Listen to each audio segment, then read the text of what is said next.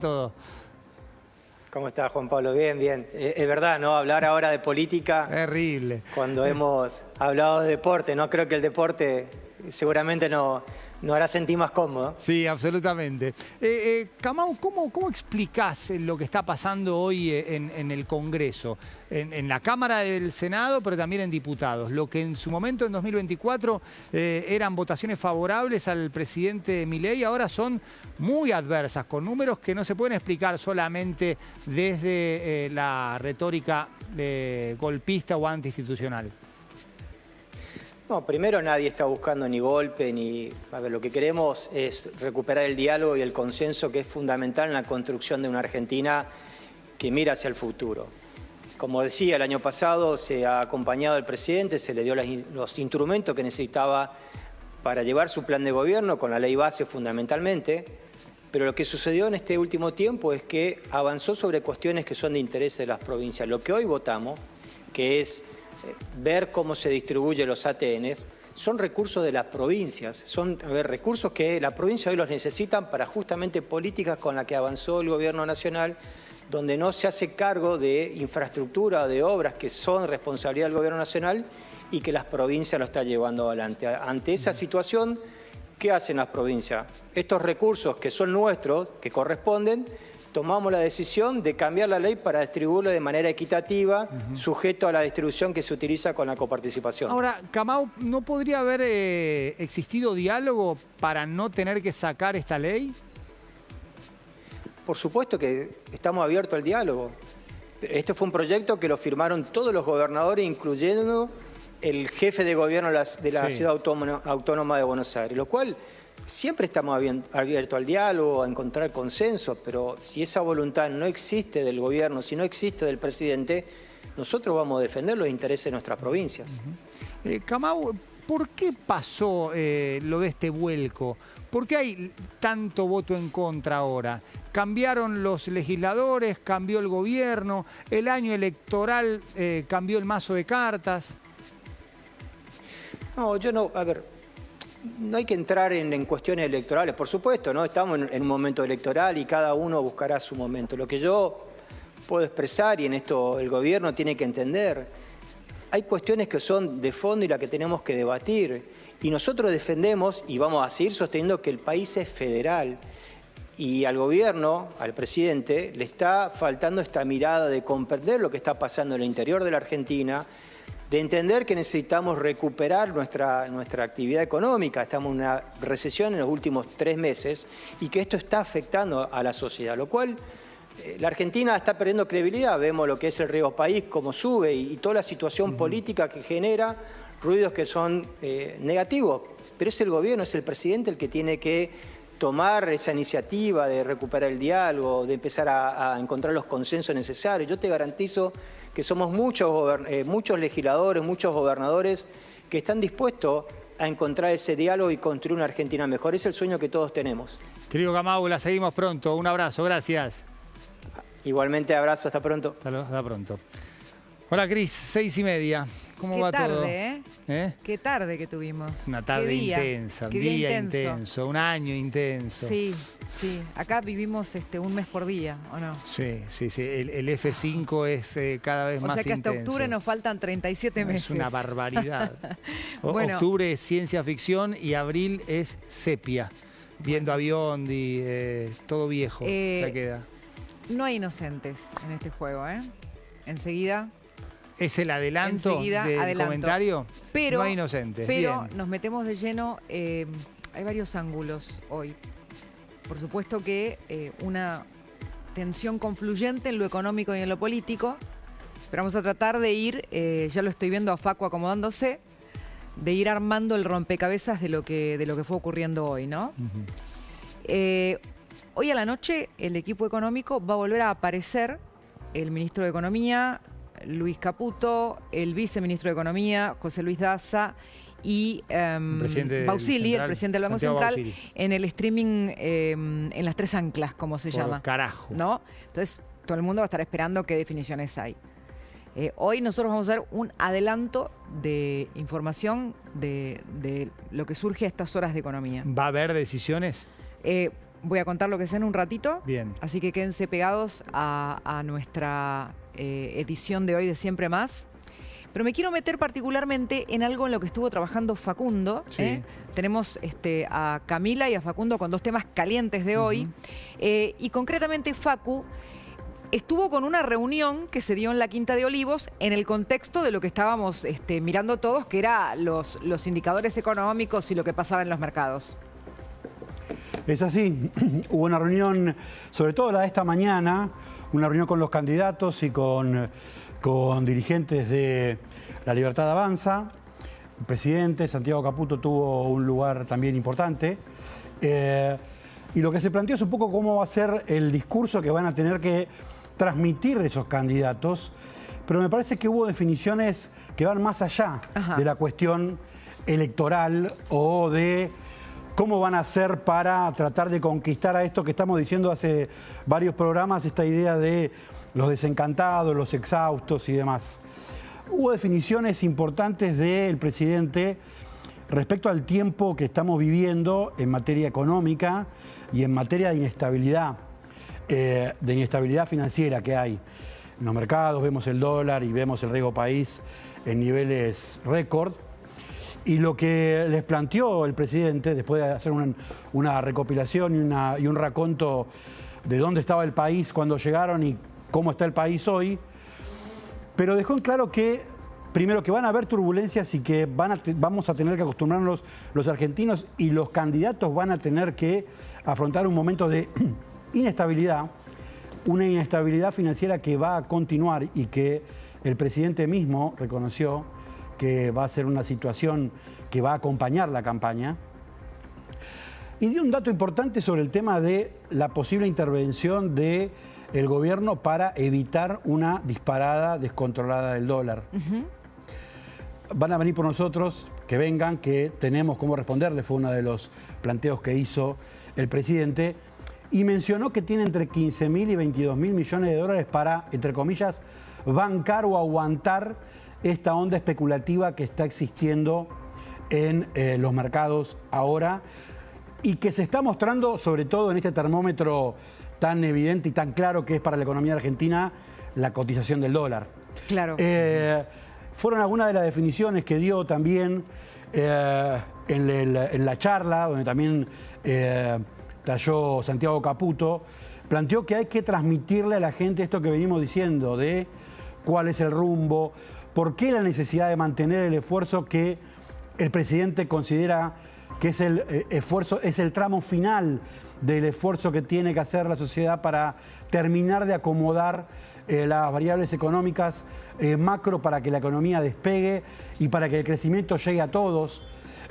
Planteó que hay que ser duro y hay que ser claro sobre las ideas, pero no tanto sobre las personas. Y esto es un tema importante, porque viste que en las últimas semanas, sobre todo antes por ahí de la cadena, las críticas personales y las chicanas personales y las descalificaciones personales eran lo que predominaban en el discurso público de La Libertad Avanza, y lo que planteó el presidente en esa charla, que empezó a 11:30 y terminó cerca de las 2 de la tarde, es que hay que tratar de ahondar y profundizar sobre el tema de las ideas y por qué las ideas que plantea el gobierno son, entre comillas, mejores que las ideas del kirchnerismo. Tengo la sensación de que, no sé qué piensan ustedes, hoy está apareciendo un factor miedo. Sin duda. Que no estaba presente antes de la elección bonaerense. Exacto. Después vamos a analizar cómo juega ese factor miedo. Pero también, claramente, mientras el peronismo, por lo menos en esta antesala que fueron las elecciones bonaerenses, con todas sus particularidades, porque era una elección que se jugaba en la cancha de Kicillof, con las reglas de Kicillof, con los juzgados de la provincia, con el aparato bonaerense. Más allá de eso, era una elección que el gobierno probablemente nacionalizó. Sí, el gobierno, ¿no? le subió el precio a la elección. Entonces terminó como comiéndose esa curva. Más allá de eso, hay dos sectores claros que aparecen, a ver, para marcar entre los propios votantes, porque el peronismo logró mantener verticalmente a sus votantes, es una característica que tiene el peronismo. El no peronismo tiene votantes por momentos más independientes, variopintos, que se van reagrupando de acuerdo al momento del país. Y acá vos marcabas, decías los exhaustos, probablemente hablamos de la clase media, de un sector de la clase media. Exacto. Y después los, eventualmente, republicanos, ¿no? Donde tenés, tal vez hizo mella más de lo que el gobierno esperaba, la cuestión de las formas y de las instituciones, que el gobierno no le asignaba tanta importancia porque decía, a ver, me van a votar igual porque del otro lado está el kirchnerismo, ¿no? Este contexto. Son esos dos sectores donde el gobierno tiene que trabajar y aparece este factor miedo que no estaba, ¿no? Porque de pronto se presenta de nuevo el pasado, el miedo al pasado, a que vuelva lo que había antes, ¿no?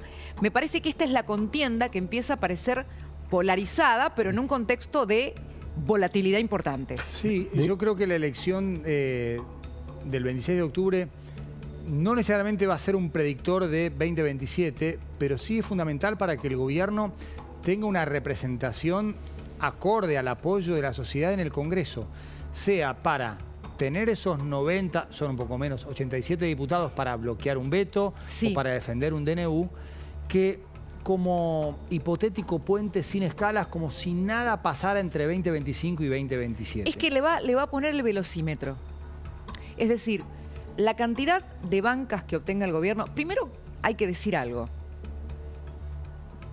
De cómo está el gobierno hoy, hasta una elección que no sea excelente va a estar mejor. ¿Sí? Porque claramente hoy está en una situación donde está con la batería, ¿viste? Cuando en el celular te queda media rayita. No, y además se les fueron muchos diputados del bloque y armaron monoblocos y senadores que antes votaban con el gobierno. Déjame que te haga un renglón ahí. Nosotros en el día anterior a las elecciones, de ahora del 7 de septiembre, las elecciones provinciales, dijimos que los inversores extranjeros estaban teniendo como una línea en el resultado. Y dijimos que debajo del 5 era un resultado aceptable, por arriba del 5 iba a generar temores y turbulencias. Ahora también hay una línea para los inversores extranjeros. No es cualquier resultado lo mismo. No. Los inversores extranjeros están viendo que de 32, 33 o 30 para abajo, la cosa se pone muy fea. Entonces, tenemos primero el tránsito de acá hasta la elección, que va a ser un tránsito tortuoso. Y que también, por lo propio que dijo el presidente, que lo sabe. Y también el tránsito hasta octubre puede influir en el voto de muchos argentinos. Exactamente. Y otra cuestión, Facu, tomando esta línea. La línea que vos tomás tiene que ver con el núcleo duro. Sí. Pero también va a jugar cuánto sume el núcleo duro kirchnerista. Sí. Porque no es lo mismo que ese resultado tenga un crecimiento importante a que se mantenga en la base o en el tercio que sacó en la elección pasada. Por eso no es lo mismo. Por eso ese número es importante, porque recordemos que el presidente Javier Milei en la primera vuelta, en las PASO, en la primera vuelta, estuvo en 30. Exacto. Todo el resto fue el traspaso en bloque del votante de Juntos por el Cambio, que no quería que Massa sea presidente. Ahora, ese voto, y tal vez hago ahí un matiz con lo que plantea a veces Juan Pablo, de que no tiene representación en el Congreso lo que sacó en el balotaje, técnicamente lo que está en el Congreso es el resultado de esa elección. Total. El problema es que Javier Milei consideró que eso que se le había sumado era propio, no que era un agregado. Entonces, Javier Milei actuó durante estos 18 meses como si eso fuera propio, cuando en realidad tenía que atender las sensibilidades, los intereses, la mirada, la perspectiva sobre el país de ese voto prestado. Entonces, en el Congreso efectivamente está lo que pasó en el proceso electoral. Pero Facu, en 2024, con este Congreso, el gobierno ganó muchas votaciones y en 2025 pierde todas. Exacto, 14 de 17 en el primer año y pierde 19 de 20. Pero pierde 59 a 9, pierde 175 a 60. Porque durante el primer año, el presidente gastó el capital político de ese agregado y ese capital político se le terminó a fin de año. Pero Facu, ¿no había una postura más dialoguista del gobierno en 2024? No. ¿No? De hecho, lo que pasa es que ahí se cayó y lo que pasó, el primer tratamiento con 660 artículos de esa ley bases, el Congreso la volteó. ¿Sabés qué pasa? Lo que hay que hubo una considerar flexibilidad. acá es que el gobierno contaba con que alcanzaba el miedo al kirchnerismo Claro. para aglomerar al resto. Y fueron apareciendo matices, Exacto. ¿no? Sí. Y al mismo tiempo, un armado que hizo algunas alertas, un armado que hizo peronist alert para algunos sectores Sí. no peronistas, y al mismo tiempo romper ciertos puentes. O sea, jugó todo. Me parece que jugó todo eso. La realidad es que, a ver, lo pasado ya está hecho. Ya está.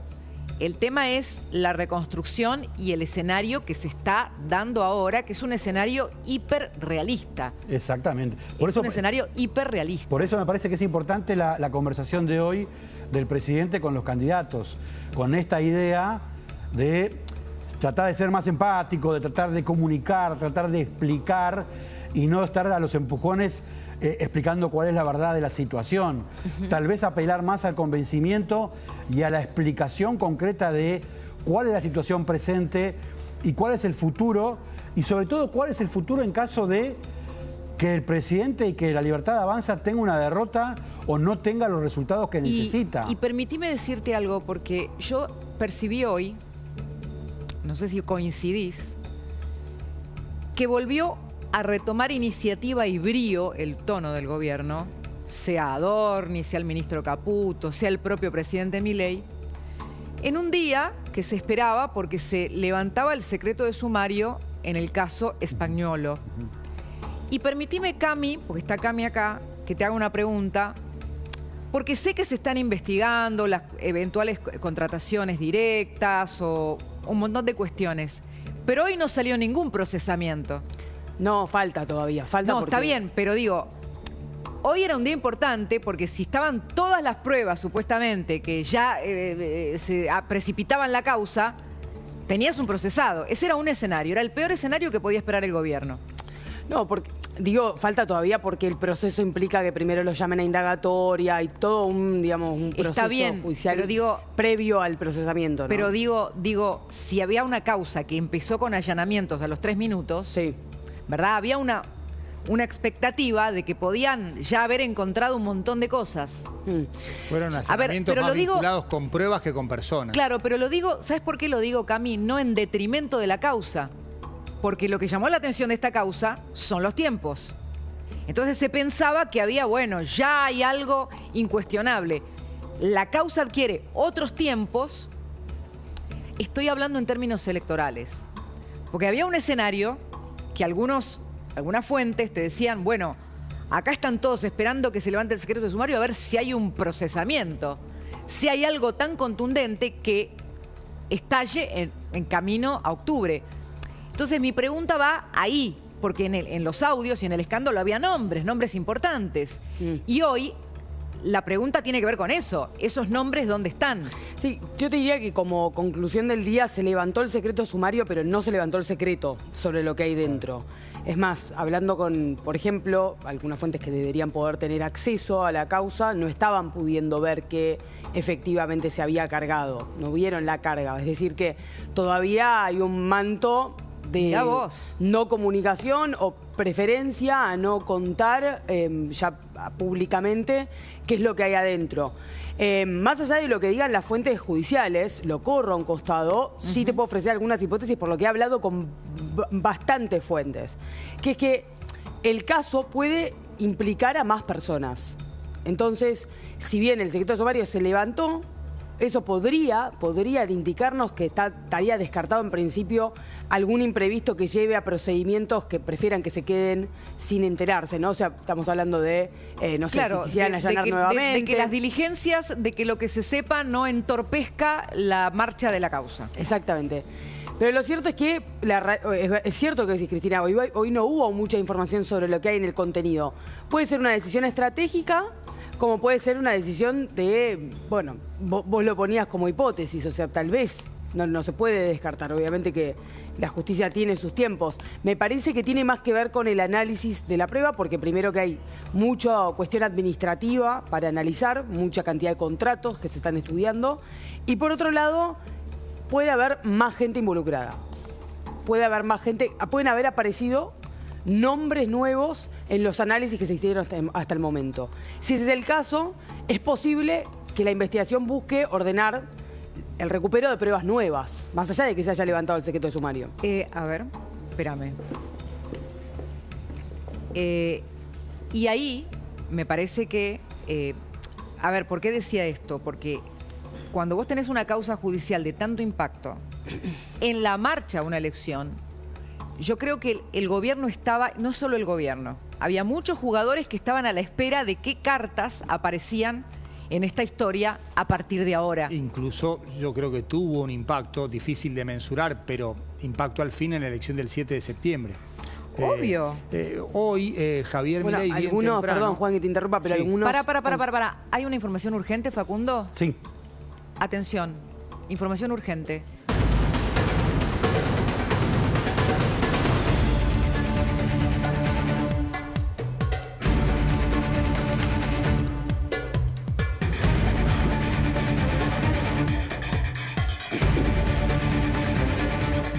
Y veníamos hablando de la cuestión de la campaña, de las reuniones en Olivos, y una información importante y urgente es que el presidente tomó la decisión de desplazar a Lule Menem de todo el armado y de toda la participación en la construcción política de La Libertad Avanza.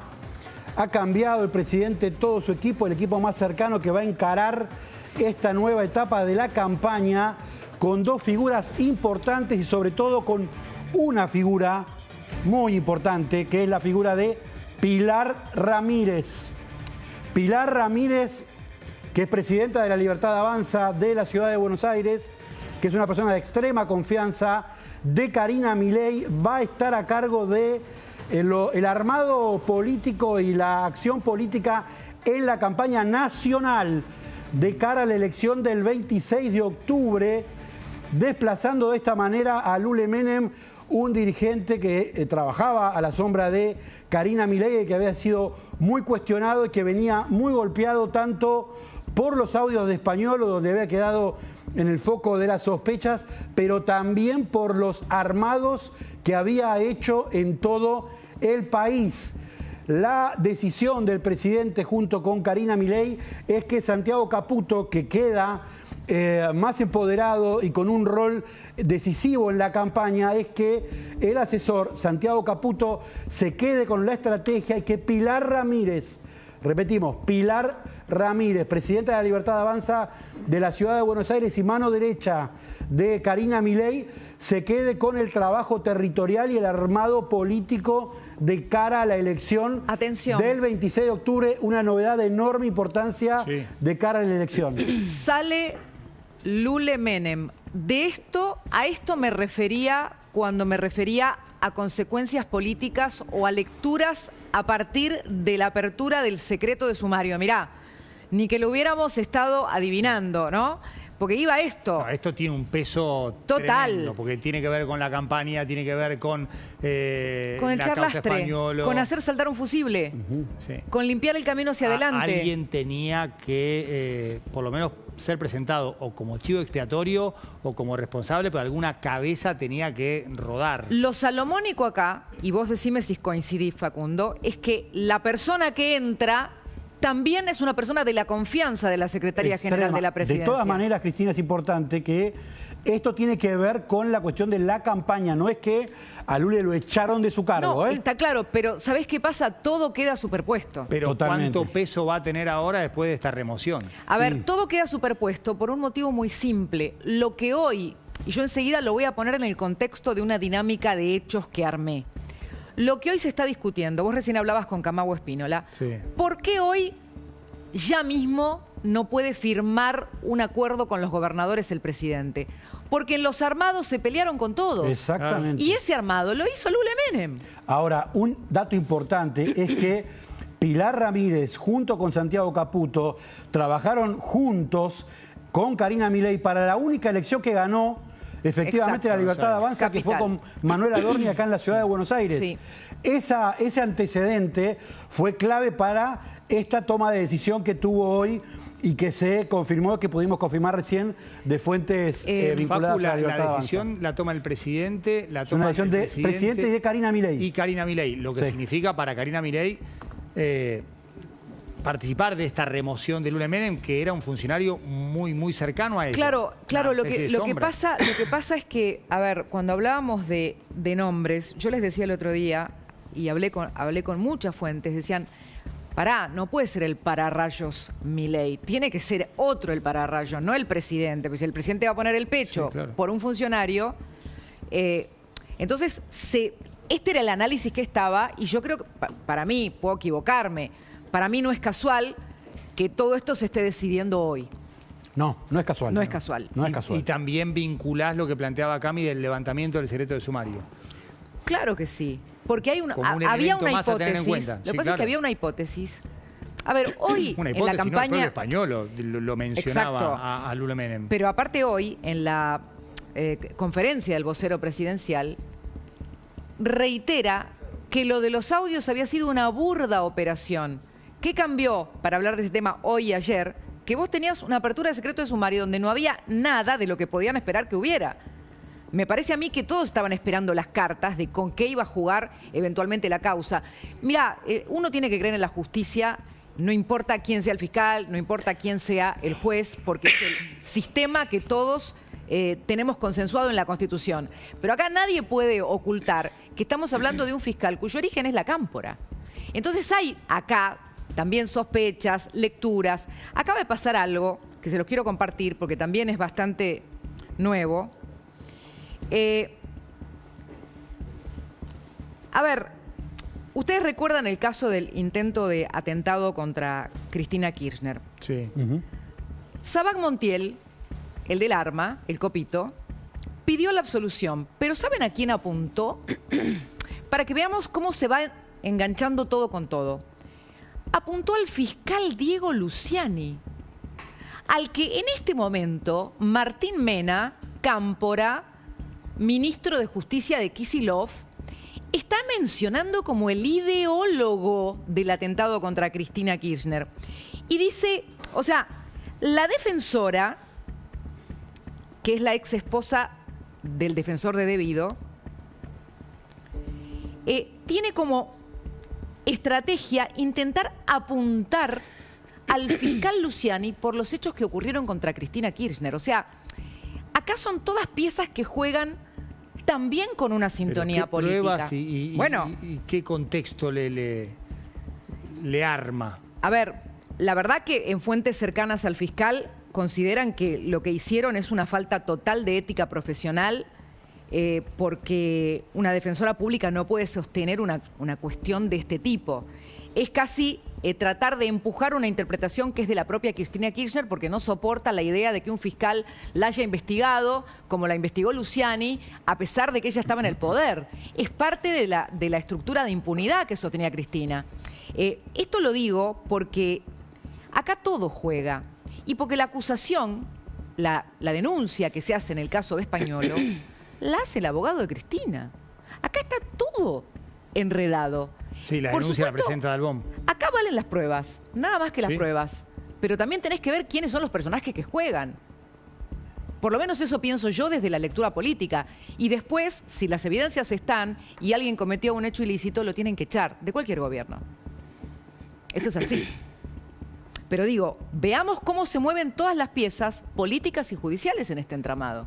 Porque esto está pasando ahora. Es decir, ahora hay una ofensiva de la propia Cristina Kirchner, porque Mena es Cristina, contra el fiscal Luciani para querer involucrarlo así, a los empujones, en la causa por el atentado, que es algo que dijo ella. Ella lo culpó en su momento a Luciani por el atentado en su contra, cuando lo que había hecho Luciani era hacer su trabajo. Pero si Luciani la investigó. Exacto. O sea, pero como el alegato de Luciani fue poco antes, ella lo quiso encadenar, quiso unir una cosa quiso con vincular otra. el alegato de Luciani con el Exacto. intento de magnicidio. Exacto, sí. Y ahora pasa esto con esta declaración de Montiel, que no sería nada, porque en definitiva un acusado puede decir lo que quiera, Sí. pero la publicó Mena en un tuit. Mena. ¿Me mirás con cara de susto, Facundo? No, sí, lo vi. Ah, ¿y qué opinas? A ver, la defensa técnica que hace una defensora oficial responde a lo que su defensor le exige. Claro. Una defensora oficial tiene tal vez menos amplitud para imponerle a su defendido una estrategia. En general, una defensora oficial lo que hace es seguir el libreto que le reclama su cliente, entre comillas, su patrocinado. Y Sabac Montiel, que es una persona que está bastante afectada en términos mentales incluso, está planteando esto como una idea bastante rara, bastante extraña. Claro, pero Mena lo levanta, Facundo. Claro, no, por eso. Lo que hizo la defensora fue repetir ese argumento que planteó Sabac Montiel, que lo que está haciendo es un delirio, básicamente. Bueno, pero el delirio lo está tomando un ministro de Kicillof y está vinculando con el ataque a Cristina Kirchner y el intento de magnicidio al fiscal que la investigó. La argumentación es que Sabac Montiel supuestamente agarró un arma, fue hasta la casa y le disparó, y le intentó disparar a Cristina Kirchner porque había escuchado a Luciani diciendo que Cristina Kirchner era corrupta. Ese es el argumento de Sabac Montiel, y sobre ese argumento es que se encaraba Mena para decir, ¿vieron? A Cristina la quiso matar a alguien por culpa de Luciani. De sostener ese argumento. O sea, ese es el argumento barrar la cancha, tuitear, instalar pero el esta tema, es la forma de enredar a la justicia con la política. Exactamente. Entonces acá, como todo eso también está en la mesa, insisto, lo que cuenta son las pruebas. Lo que cuenta en cualquier causa. Sí, claro. En cualquier causa. En eso tiene que haber fair play. Si las pruebas están, hay que actuar. Y contra la corrupción se lucha siempre. Pero hay que analizar también que los jugadores tienen pertenencias. Entonces, simplemente estoy diciendo esto, porque la causa entró de lleno en el momento en que se acercaba una elección. Y vamos a ver qué sigue, porque algunos dicen que cuando se acerque la otra elección van a empezar a jugar de nuevo todos estos factores. Entonces, hay que estar atento a cómo se mueven todos estos jugadores. Enseguida ampliamos más lo que le queda pendiente a Cami. Te vamos a contar este entramado de fechas, de movimientos políticos y económicos. ¿Y qué va a hacer el equipo económico? ¿Qué decisión va a tomar?